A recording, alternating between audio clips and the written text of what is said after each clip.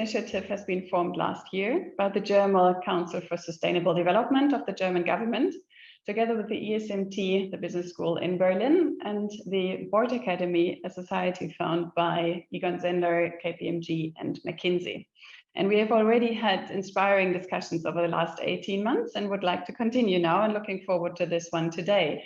And today the spotlight is on climate and people, a topic which is not solved yet. And so the question really is, how can supervisory board members contribute to a changing mindset of business leaders who embrace sustainability as a fundamental way of forming businesses and generate corporate, societal, and environmental value? And how can innovation and technology initiated by people increase sustainability? And how can we benefit from various perspectives and diversity of thoughts in this emergency situations and discussion? So climate and people, putting passion into board practice, our topic today. I'm very curious about the new ideas and inspiration from today's session. And to all participants, or all participants, please use the chat if you have any questions that we should discuss in this panel. So let me now start introducing the panel, the panelists, and starting with Professor Dr. Katja Wind. Very warm welcome to you, Katja. And Katja started her career in academia.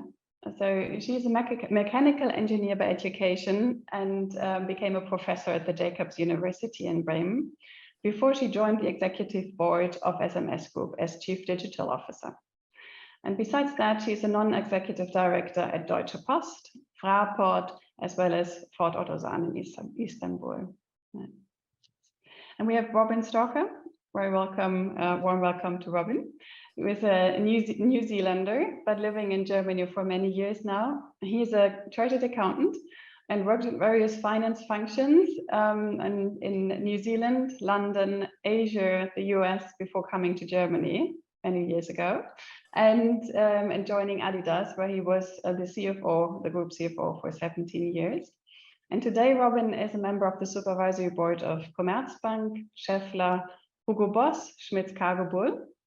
And additionally, he's the chairman of the board of trustees of Accounting for Sustainability. Very warm welcome. And we have Michael Vasiliadis. Welcome, Michael. And Michael is a chemistry laboratory technician by background, by education, and started his career with Bayer AG, but soon joined the union. And initially, he joined the Industrial Union for Chemistry, Paper, and Ceramic. And since 2009, he's the president of the Industrial Union of Mining, Chemical, and Energy, as well as the president of the Industrial European Trade Union since 2012.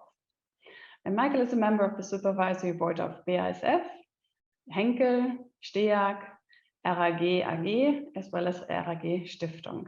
And most lately, we have seen him in the expert commission to the German government on the energy constraints that we have at the moment. So a very warm welcome to all of you. And let's start into the discussion. And probably with the first question, which is a pretty personal one, if you allow. And that's the question for whether there was a formative moment for you personally that triggered your personal and professional passion for climate protection and sustainability. And how actually is the sustainability anchored in the boards that you're a member of? I'm probably starting with Katja, if you agree. Yes, of course, I can start. Thank you very much. Well, I have two perspectives on this first question. First of all, my kids also triggered me. That's a personal moment. I mean, the age from 15 to 22, I think every day some sustainable topics coming up. As a company, I think we need to be prepared also for this generation. So we have to pick up this topic. And the second perspective is as my function at SMS Group, I'm the CDO, and SMS Group is taking care for all the equipment for metals industry. So for example, a steel mill, hot rolling mill to produce a coil. And as the steel industry has about 7% of the global CO2 footprint, that's obvious that our industry, so my company, has the aim to decarbonize steel industry. So this is inherent in our business model already, and we have the technologies to do that. And that's, for me, the two really triggering moments. And as a supervisory board member, I can say that the companies I'm sitting on these boards, they're in the logistics sector. It's obvious that that is a topic. And I also can say that the supervisory board in my company is completely behind that strategy for our industry, but also for us at SMS Group, really to have that on top priority. Thank you very much. And good to hear that it's top priority already there. And let's talk about that later on as well. So Robin, do you want to continue? Happy to do so. Thank you very much, Katharina. And thanks for letting me join this panel. I understand you've got a real marathon going, 24 hours of topics. So it's great to be participating in that. As you mentioned, my role at the moment is chairman of the Board of Trustees of Accounting for Sustainability. And Accounting for Sustainability, if that doesn't say very much to many people, is an organization that was actually founded by King Charles, or obviously at that stage he was the Prince of Wales, in 2004, in an effort to help make businesses become more aware about how they need to be more resilient. And actually, I think he said at the time, he doesn't want us to be addressing 21st century problems and challenges with 20th century decision-making and reporting systems. And he focused very much on finance and the role that accountants have in that, because obviously that's where a lot of information is put together for reporting and obviously decision-making. Accounting for Sustainability is organized in three main networks. We have the CFO Leadership Network, we have an accounting bodies network, which obviously is various accountants around the world. We also have the asset owners network, which includes pension funds and what have you, and various circles of discipline around the world. But fundamentally, we're trying to get people to understand that finance has a significant role to play in actually helping us move towards a more sustainable future. And I think here, one of the most latest things we've done is put input into obviously the IFRS, ISSB board and their search for trying to define and develop various KPIs to help measure how we are progressing, or how we as companies are progressing. So that's basically accounting for sustainability. But you asked about a formative moment. I mean, as a New Zealander, I think we're pretty much in touch with our environment. Well, I like to think so in any case. But for me, I wasn't focused on the challenges that we have with climate warming, sort of intellectually a little bit, but not emotionally. But about 15 years or so ago, or at least over 10 years ago, it became more and more relevant, because it was also relevant for the work that I was doing. We're making decisions about resource allocations. And for me, this aha moment, or this formative moment, as you've mentioned, was actually, I was, as I was CFO of Adidas at the time, I was invited to attend a function in London. They're all accountants, all finance people, or finance leaders in some form or another. And the Prince of Wales at that stage addressed us.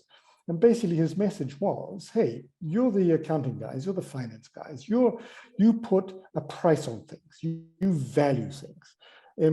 Well, let me ask you, who is actually putting a price on pollution of our rivers? Who's putting a price on the pollution of our air? Who's putting the price on deforestation? And how is that then going to be used in decision making, whatever? And for me, that was a sort of, oh yeah, actually, that's something we should do.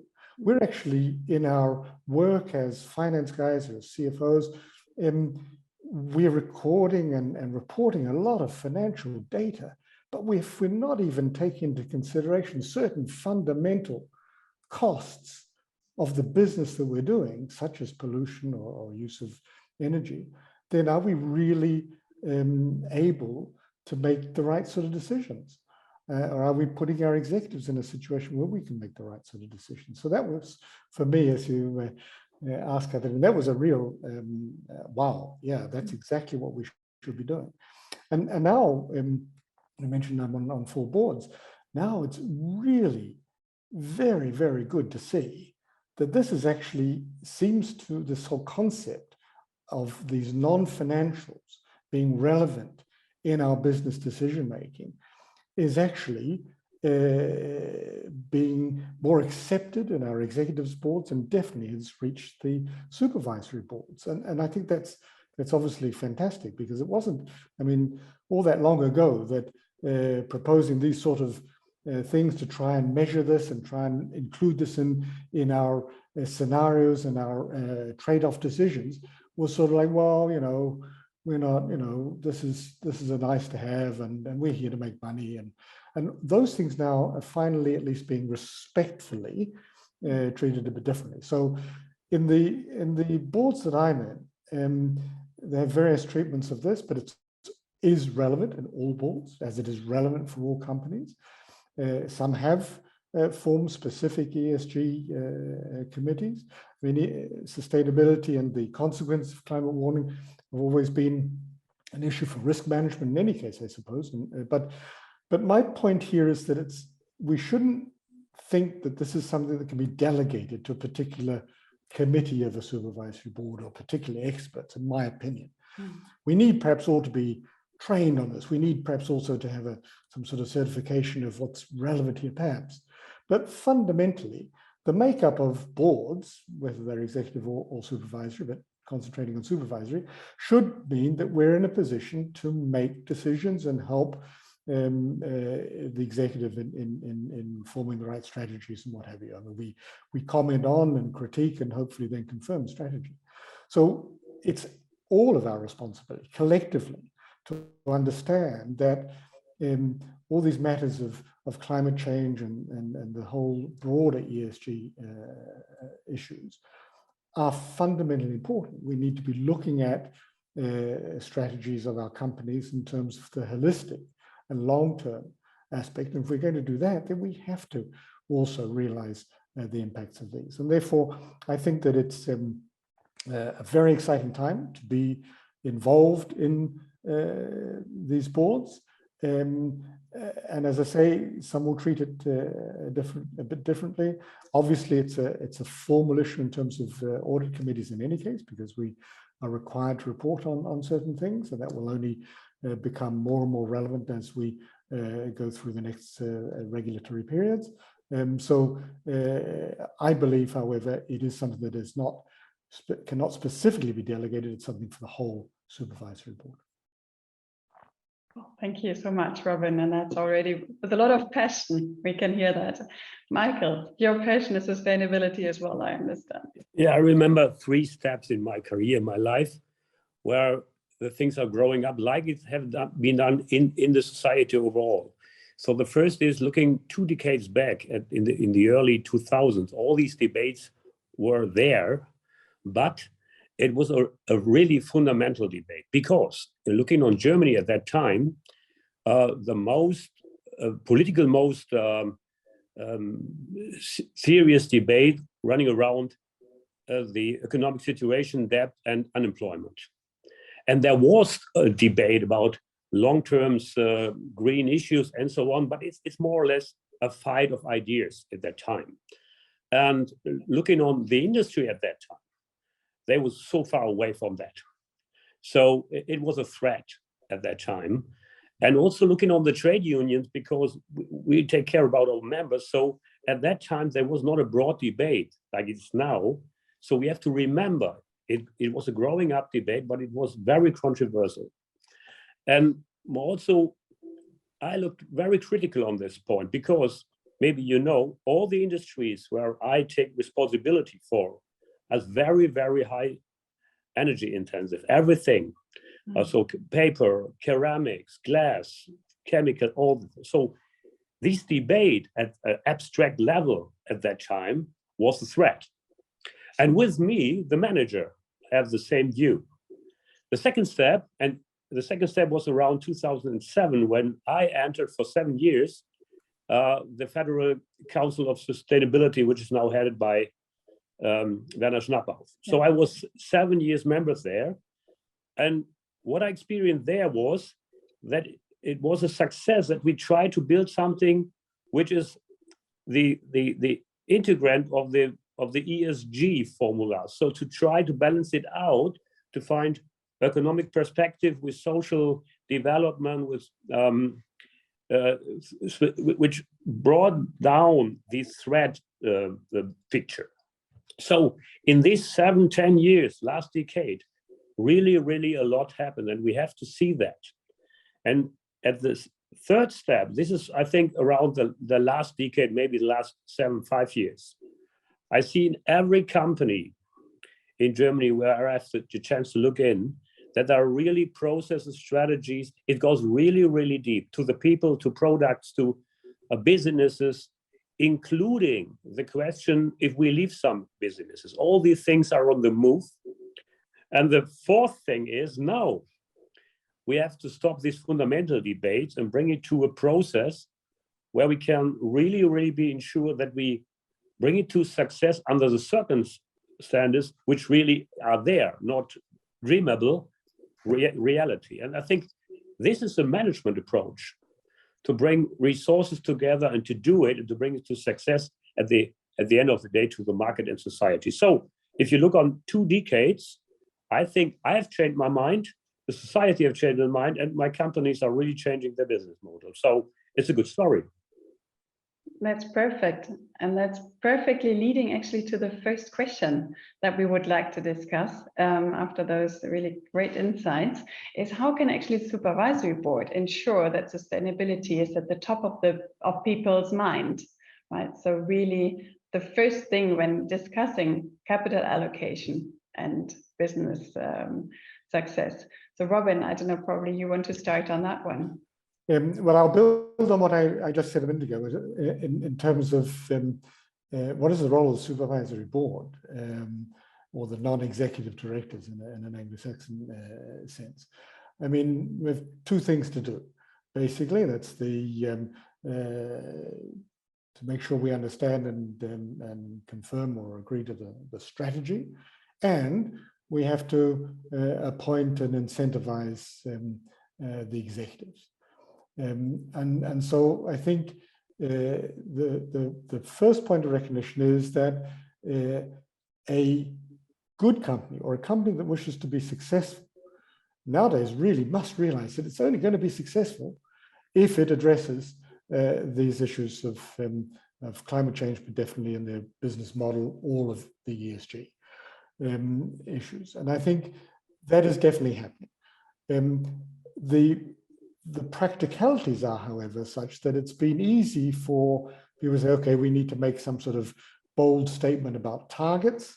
But the issue is, how do we actually do this? And there's not a lot of people that really know exactly how we do this yet, because we don't have all of the information. And so we've been struggling over the last few years, all of us in our various areas, to get that information. To find what is it that we need to do to our business models, or do we even know what our business models generate for instance, a CO2 footprint? Do we even know what our alternatives are? So your point is, how do we ensure that this is top of mind? I think the whole issue is very clearly top of mind. The issue is more, however, how we force that action is taken, and we don't just have some sort of vague, yes, we'll get to a net zero 2050 or whatever. And that's where the selection of the right executives, and indeed the confirmation of a really holistic, long-term strategy is first fundamental point. Secondly, through the incentivization of this management, and which obviously should then flow down through not just the board members, but also the rest of the teams in an organization. They need to be incentivized to ensure that they are measuring and making decisions on achievement towards the targets of whatever the appropriate targets are in the ESG sphere. And so I think at the moment, actually, it's a very clear top of mind point, and we can add most value when we can also encourage them, the executives, to really look at the practicalities of this and to price in the alternatives and make that transparent. And then you can judge, obviously, on the strategies and also help with the correct incentivization. That as a first point in any case. Perfect. Katja or Michael to comment as well on that? Yeah, I think for me, the most important questions to ask the management are, first of all, what expect our customers from us or from our business related to sustainability? And the second one is then, consequently, what is our, of course, of the company carbon footprint, and what is our answer in order to decarbonize our industry along the whole value chain? And I think with that also, one needs a discussion also on supervisory board level about different technologies, different solutions which are already on hand, and what is really the consequence in terms of sustainability, because there are many solutions in between, and not all are fulfilling the scopes and the necessary target setting coming up then. And but there's a lot already on hand and available, and it needs expertise also on the supervisory board level in this regard. And I think here then, so if this is there, we can start this discussion. And for me, these two questions are the most relevant ones to pose to the management. I only will add one point, and I agree with everything. In my experience is, it's very clear that all the companies, I have mentioned it already, want to find a strategy to sustainability. At the end of the day, if there is sunshine time, everything works well. The question is what happens when the pressure is going on?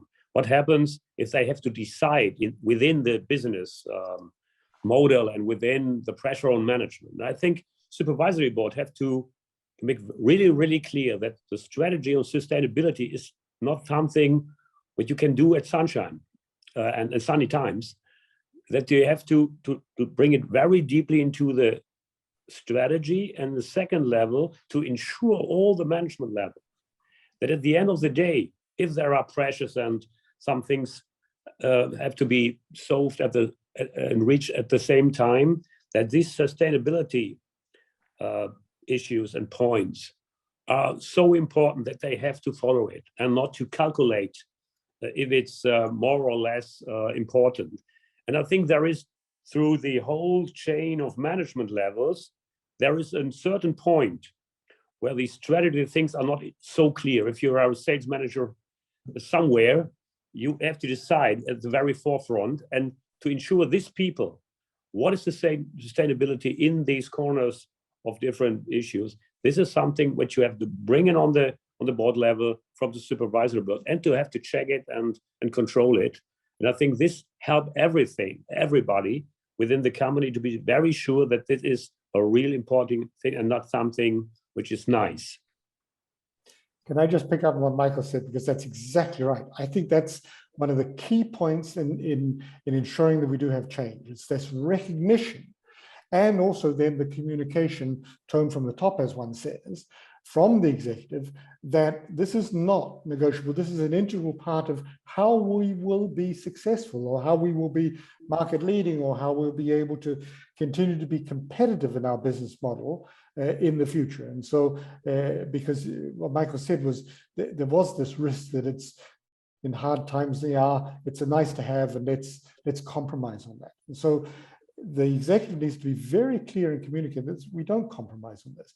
What I would add, however, is that we will compromise in certain areas. There's always going to be some sort of trade-off and various things, but then let's make that transparent. And it's exactly right that everybody in the organization, whatever their role is, needs to understand how they then make these decisions. And I think that's the point I was alluding to in terms of the practicalities of this.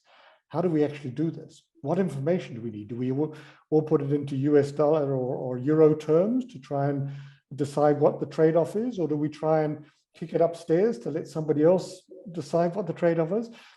So that's why finance plays, in my opinion, such an important role, because finance is the part of the organization that is everywhere in the organization that prepares information for people to make decisions. They make trade-off decisions, and that therefore needs or requires finance to also reflect upon and communicate on, at the moment, non-financials.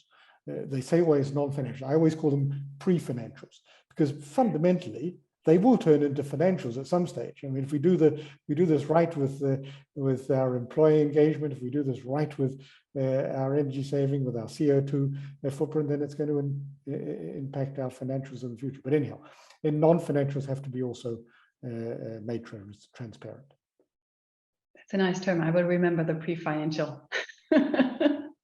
That's great. So, but another important topic is to actually increase sustainability and or actually develop that is technology and innovation. So let's look into that probably a bit more deeper, and how actually we can encourage the people actually to be more innovative and courageous to actually develop technology which can support climate protection and sustainability. And Katja, we would love to hear your view on that, as you're really into this technology and innovation piece. Yeah, from my point of view, there are three main topics I would like to address here. So first of all, I think a very good example is that CO2 becomes a resource in the future. And that is that we can produce synthetic gases. So, and that means in combination with hydrogen, so we can come up also with what we call the industrial photosynthesis. And with that, we copy nature. It's what a plant is doing. So it's CO2 capturing. So that's why it becomes a resource. You take water, you take sun as energy, green energy, and that's what a tree is doing actually, and then growing. And then in the end, we use oil and gas out of trees from former times, let's say, and then that's basically the circular economy here. But we do that now in an industrial. We can do that in an industrial scale. So we have the technologies on hand to do this. And with that also to come to new technologies, to innovation, and install kind of circular economy for CO2 and use e-fuels, for example, e-kerosene in this way. Second point, which is very relevant also for the company I'm on the managing board, is the production of direct reduced iron with hydrogen, so the decarbonized steel industry. Here we are replacing coke with hydrogen, which brings us to the fact that we really can produce CO2-free steel. And there's an example right now also in Sweden, where now completely privately financed 5 million tons, it's really a lot. It's huge investment, 5 billion, something like that, where we have now the idea to have a completely carbon-free steel plant, which is revolutionary in Europe, for example. With all of that, of course, it's a third aspect, we need green energy. Yeah, because otherwise it's, I mean, not really green, not really sustainable. And that's therefore the prerequisite, and should be, of course, affordable. And be it with solar collectors, so there are also startup companies, I also name them, like based on really very innovative mirror fields, yeah. So most efficiently than producing e-fuels, be it from wind power farms, or be it also that we look again also on nuclear power plants, because there are, I just want to mention it here, not to go in deeper detail, but there is a possibility to recycle nuclear waste now with dual fluid reactors. Yeah, so this is already also there, the technology. Yes, we need to build it, we need to learn more about it, but it's already existing. So here are really new technologies available, but helps us really to come towards sustainability. And the other question, how to engage people, yeah, and how to encourage them more to be innovative, to use these technologies and so on. I think for me, key is that these technologies are profitable, that they have their own business cases. And with that, entrepreneurs will become enthusiastic about it. That's for sure. I mean, you need to make it profitable, and that is realistic. because behind all these new plans, also we are planning, for example, e-fuel plant in Norway, to build that now, it's a business case on its own. And the point is really to scale it now, so that we can reduce the price tags on it and that we can really use it. And it will come, it will with the industrial scale, there will be a payoff behind. Otherwise, how could then some private person invest in such a steel plant for green steel? I mean, no one would do that if there would be no business case behind. And I think that's the key, and that's also how we're doing that. Everything is a business case on its own, and it will become profitable with the scaling effect. And I think that's the key also to encourage people, to encourage people and to motivate them to go into that. Any thoughts on that, Michael or Robin? I think if you really look on the real debate, I do it in looking on Germany, but you can extend it on Europe, maybe around the world, I don't know. We're coming out of a period where politicians and society have driven the issue. And now we have to ensure that we take back some of that room, of that space of the debate, back to the companies and to the people where they really can drive the innovation. Otherwise, we have two levels. Sometimes it's matching, but usually not. So, Katja, I've already mentioned the things.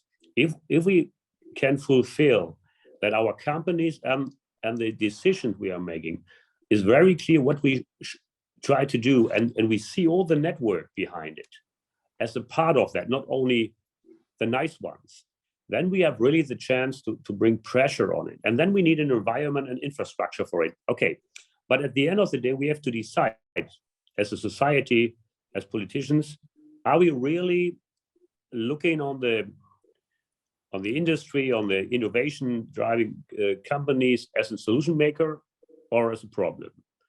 And then we have to bring it over this last point of the hill.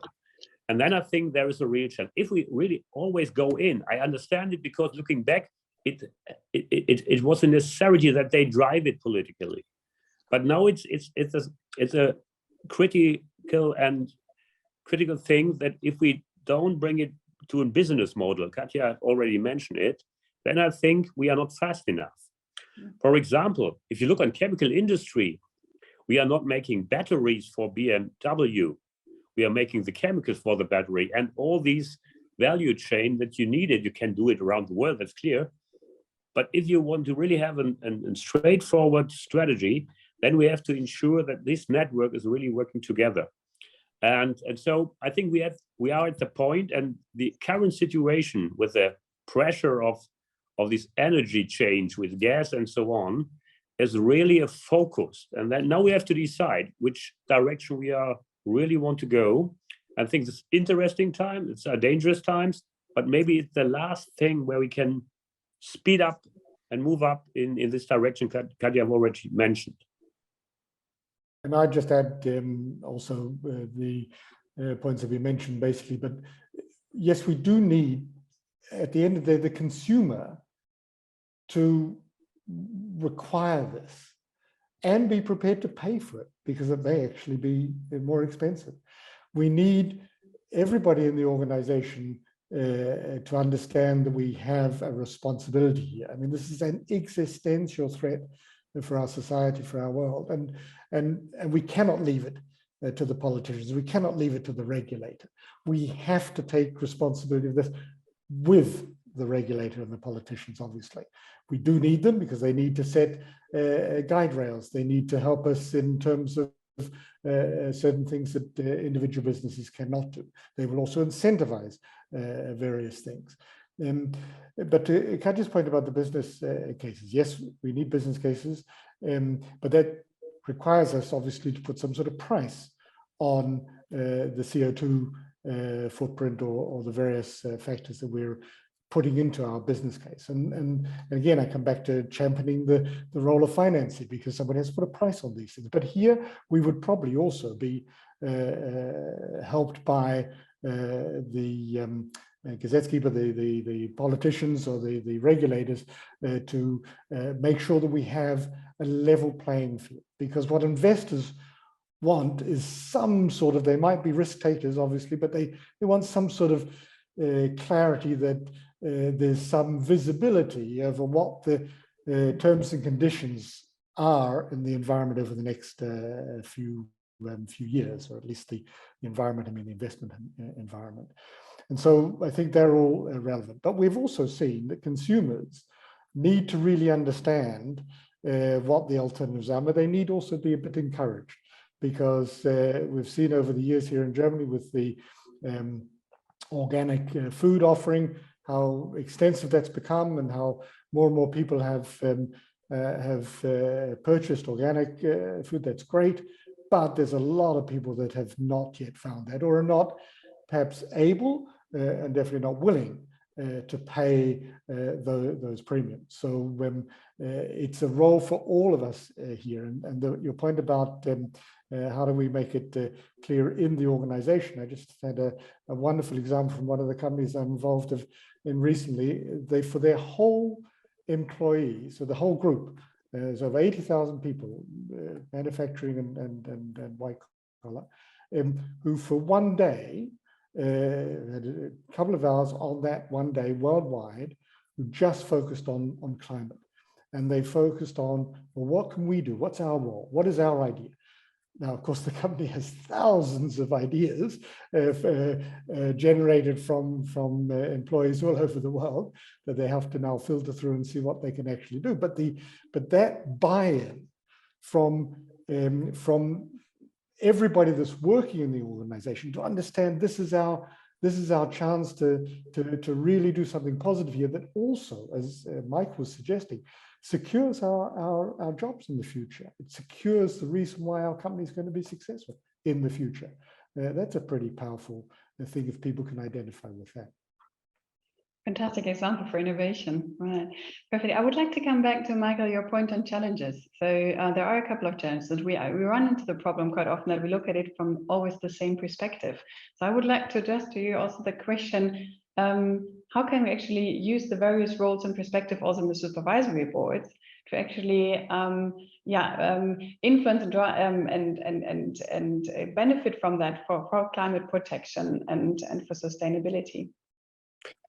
Looking from the German perspective, we have to focus on that we have a special supervisory board system, as you know, the dual role, and we are sitting in the trade unions and the workforces. But maybe we can add some other people on both sides. That's not my point. Your question is, what do we need as perspective in a broader view? And I think this is very, very important. Robin have also mentioned that we try to combine the market, the finance market, and business and market system, which we have learned from 150 years, to add something. And I think this will work to a certain point. But if you go a bit deeper into the challenge of ESG, you need the people in society. At the end of the day, you have to ask, you have already mentioned it, Robin, somebody have to pay for it. And in the current situation, for example, the people have to decide, because the pressure is higher than maybe the years before. And some people decide this or that. And what I don't want to see at the long-term development is that ESG will get to an elite cultural lifestyle thing. It is helpful now that the elites is supporting it, but if it stay there, then you split up society with that. And so we have to make it broader. If you make it broader, there are a lot of issues on the table. For example, if you have transformation, can you ensure the people that they have some chances for their own future in it? Maybe they have to change job, maybe they have to change a lot of things, but to ensure them that they are not losers by sure within these things. So this is something which usually in the traditional way of work is, okay, we give them some money and then we see. I think that's not enough. If you really go in to make ESG as the whole thing workable with all the changes we have to do to reach these fundamental things, then we have to design new collaboration within society, but I came back to the company, also within the company. So for example, at the moment on our side, we have work councils, we have supervisory boards, so we have some structures, but we have to reach every single one to take responsibility and to join these debates. So we have to find new ways for collaboration. We have to have leadership and management and so on, but we have to change that, but also coming down from, I think, a developed culture in most of the companies to a everyday systems of team working within these challenges. So it's also challenged us, because usually we do that for the workers. So we have some professionals and we make systems and then they are happy or not. But what we have to develop within these issues is more collaboration also within our trade union work, within the companies. At the end of the day, we have already touched this point, supervisory board work have to change, because usually we control or we advise. I think we have to drive. And this is a new role. And if we drive sustainability and ESG, then we help the management in these tricky times. And so overall is, yeah, let us invite all the clever people we have in the company and make this a real grassroots movement. Maybe I just add to that. I mean, I think that this is all about identifying and defining what is success. What is my organization's idea of success in the future? And success can only be, in my opinion, defined when we take the interests of all stakeholder groups into account. As Michael was correctly mentioning, everybody has to sign up to this. And it may be that many companies, when they look at their future and what is success in the future, their current business model may have to change. Maybe there's no reason to continue with that in the future world. They may have to make significant decisions. But it starts with the definition of success for all stakeholders. Then it's a question of, okay, then how do we measure that? And then we get back to the points that we've discussed about making these trade-off decisions transparent. And I love Michael's point about driving, because it's exactly we are legally responsible for who we appoint in the executive boards. We should pay more attention perhaps to, are these the people who are also focused on long-term success of the organization, and do they recognize that success includes the success for all stakeholders? And then of course it's the incentivization of that. And I think that just looking on itself is not enough. So you have to look on the requirements of the customer on the one hand.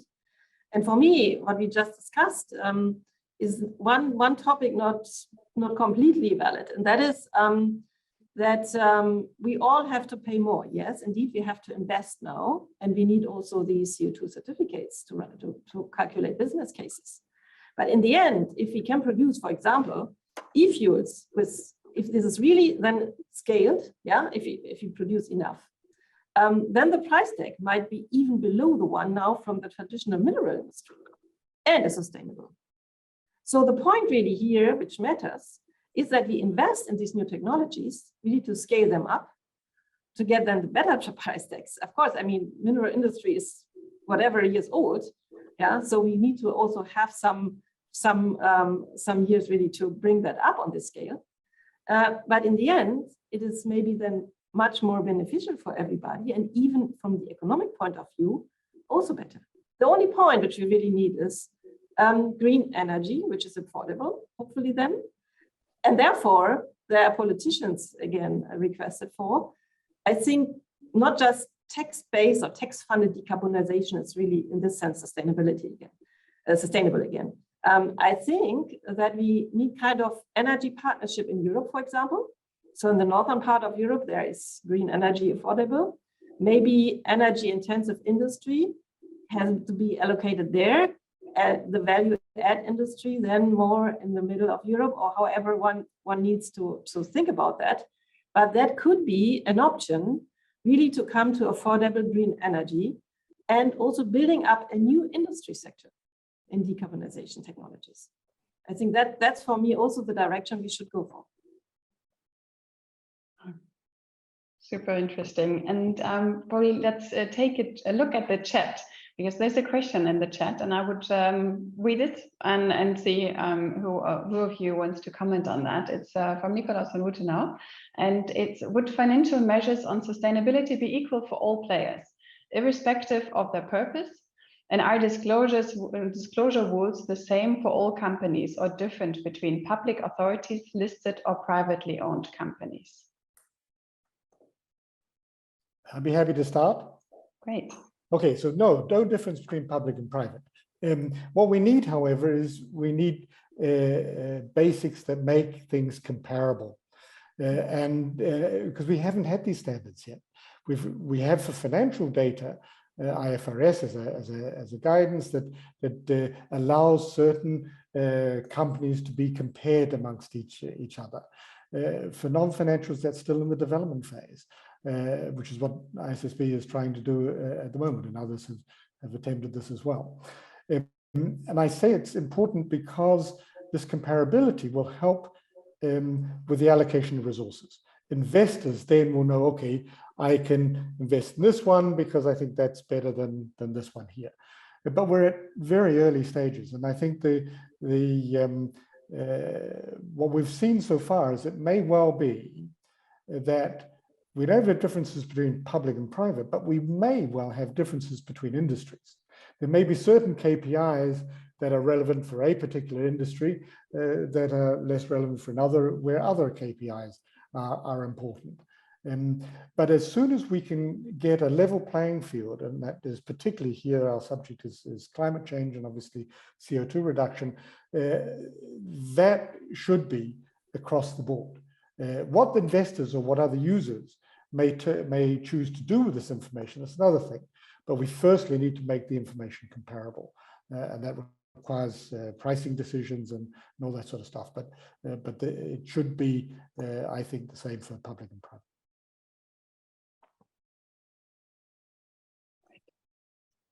Anything to add from Katja or Michael? I agree on that. So I would not put a difference or different measures. So it should be comparable indeed, and be able to judge and evaluate accordingly.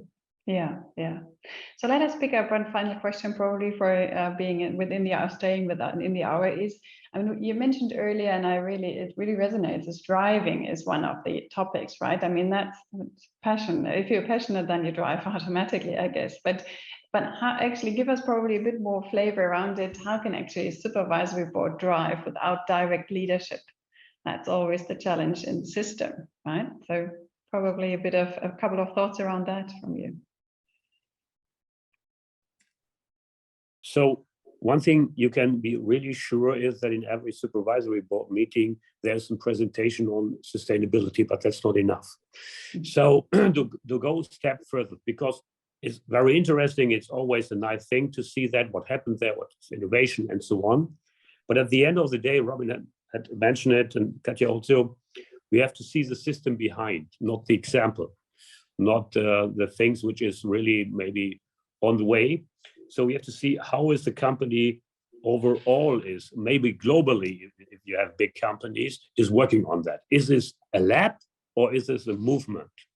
And for that, we have to add KPIs, as already mentioned, but not only, we have to have financial ones, that's absolutely necessary, but we have to also have KPIs or comparable information coming from different countries to know about what is the regulation there. Do we fulfill only the regulation, or do we can do more, and so on, and so you know what I'm talking about. So to fulfill everything which is possible under the usual circumstances is the one thing. If you have big companies which are really have power enough, then you have to bring up the goals higher. For example, I'm within BASF for a long time, since 2004, supervisory board member. A lot of things change. But I ask for do it globally, not only in Germany or in Europe. And they do, but I take care for it. So sometimes I go to different countries to see it really, not only to hear about it. But this is one thing, but you have to have it always on the table, because otherwise a lot of other things, gas supply, this or that, because time is limited, you have to have a pre-topic always. And then we're doing that now, and it's not a question which sometimes appears one time a year on the Christmas meeting. It's a really everyday thing and deeply integrated to the organization. And we drive it, as Michael indicated, by requiring to understand what is success, what is the strategy. We have to sign off on the strategy. And the point I mentioned earlier, I still think is incredibly valuable. It's our selection of the executive. If we only have people who are focused on financial success, and that often short term, it's not going to work. And so selecting the right people, and then we can drive through the incentivization. Most companies will have now, where in at least board remuneration, 20% or so of this with ESG type KPIs, which may or may not be rigorous depending on the company, but that will increase. And I'm sure that the supervisory boards here can be in the driving seat, or already formally in the driving seat of the remuneration and the incentivization, but that they could take a more proactive role in terms of requiring more non-financial KPIs to be relevant and more progress in CO2 reduction to be part of the incentive of the board. And I think also it's a key question of positioning the company in terms of sustainability, in terms of the strategic focus. So once this is defined, and once this, I think the leadership has placed itself as a company with the appearance to the outside as a sustainable company and relates it to the business case, I think that really makes it very powerful. And that's something, of course, supervisory board member should ask for and see that this is really also incorporated in the overall strategy and related to a business again. Great, perfect. Well, let's take this drive and passion to the rest of the day, to the rest of the global summit, and to the continuous work in your supervisory boards. And I thank you so much for this really inspiring, really interesting discussion with those various perspectives and topics, wide range on it. So thank you very, very much for your time and for this inspirational discussion. Thank you, Katarina. Thank you. Thank you. Bye-bye. Thank you. Bye. Bye. Bye.